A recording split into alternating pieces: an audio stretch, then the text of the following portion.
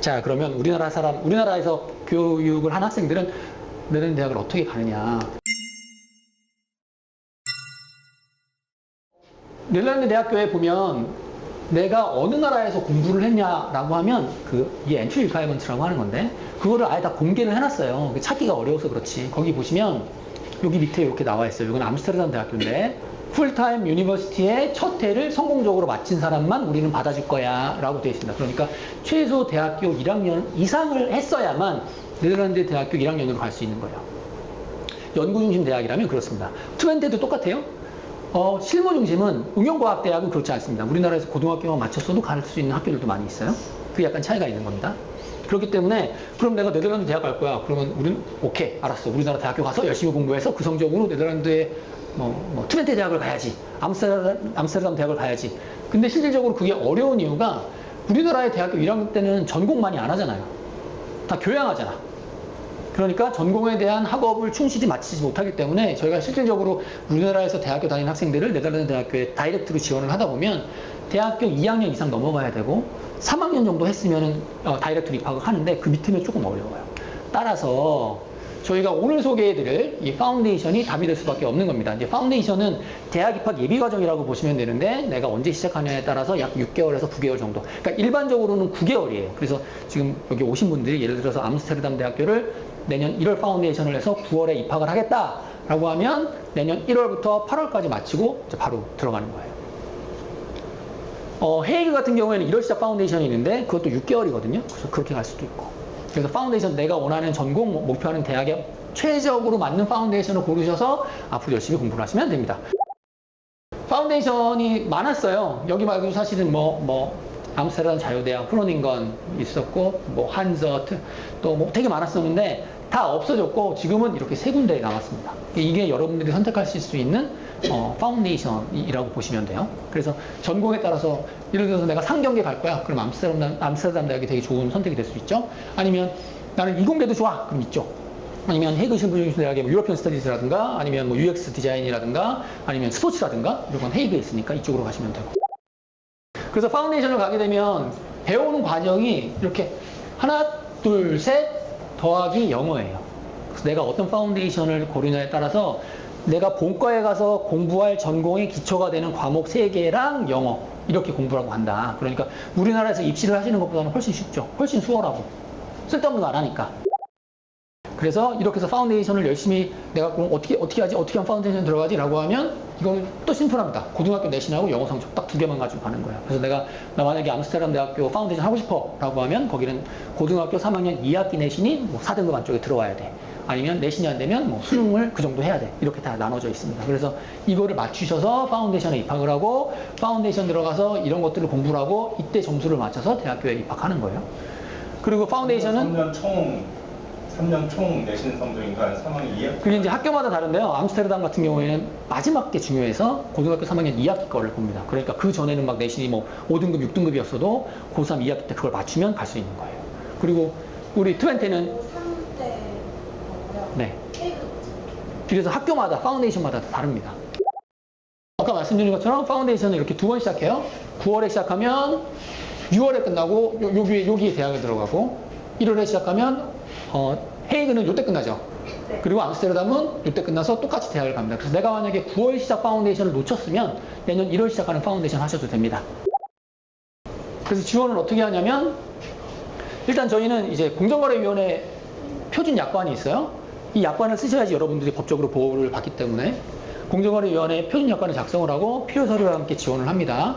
그리고 암스테르담 대학 같은 경우에는 수학시험을 봐요. 그래서 내가 원하는 전공에 따라서 사전 입학 수학시험이 있거든요. 그래서 수학시험을 통과를 하시면 되고 그 다음에 조건부 합격증이란 왜냐면 영어 점수가 없으실 거니까 조건부 합격증, 영어의 조건이 붙은 조건부 합격증을 받고 기숙사 신청하고 그 다음에 영어 성적 제출하고 그리고 저희가 제공해드리는 유학적 준비 과정이 있거든요. 그러니까 대학교 가서 파운데이션 가서 어떻게 하면 되는지를 저희가 알려드리는 그런 사전 준비 과정이 있어요.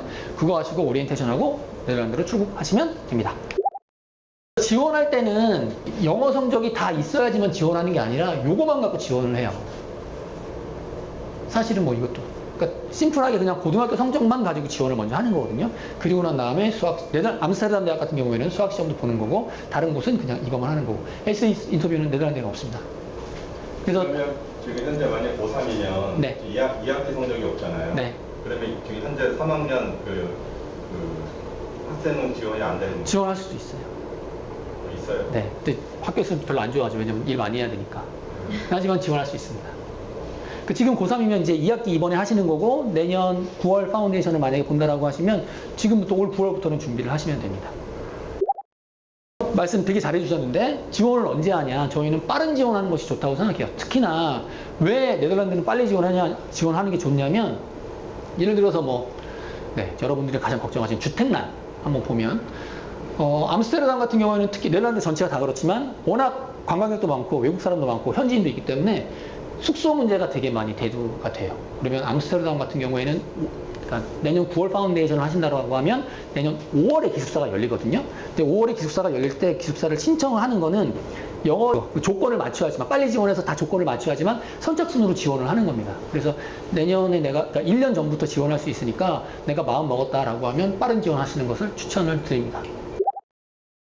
파운데이션 난이도에 대해서도 많이 물어보시죠. 이건 이따 이제 우리 윤기현 윤기현 씨한테도 물어볼 건데, 이제 고3이랑 비교를 해보자면 어떠냐, 파운데이션이. 과연 우리 애가, 예를 들면 암스테르담 대학교 세계대학 순위가 53인데 우리 애가 가서 잘할 수 있을까? 막 이런 걱정만 하시잖아요. 0이 제일 쉬운 거고 5가 제일 어려운 거야. 그럼 몇 점이라고 생각해? 솔직하게 얘기해야 돼요. 2? 2? 네. 할만하다? 아, 네. 매우 할만하다. 왜 할만하다? 네. 왜 그렇게 느껴? 일단 한국에서 했던 거와는 비교 자체가 안 되고 그만큼 편하고 뭐랄까요, 수업도 되게 재밌고 반 분위기도 되게 좋고 전체적인 만족도가 되게 높아진 기분. 하루하루가 행복하고 공부를 해도 행복하고 놀면 더 좋고 그렇게 살고 있습니다 지금. 그러면 공부 지금 해봤잖아. 난이도는 어떤 것 같아? 우리나라 고3하고 비교해보자면? 이게 비교가 불가능해요. 비교가 불가능할 정도로 너무 이게 한참 너무 심해가지고. 근데 한국은 너무 많이 배우잖아요. 근데 여기는 딱 정해진 과목 3개, 4개, 영어 포함하면 4개?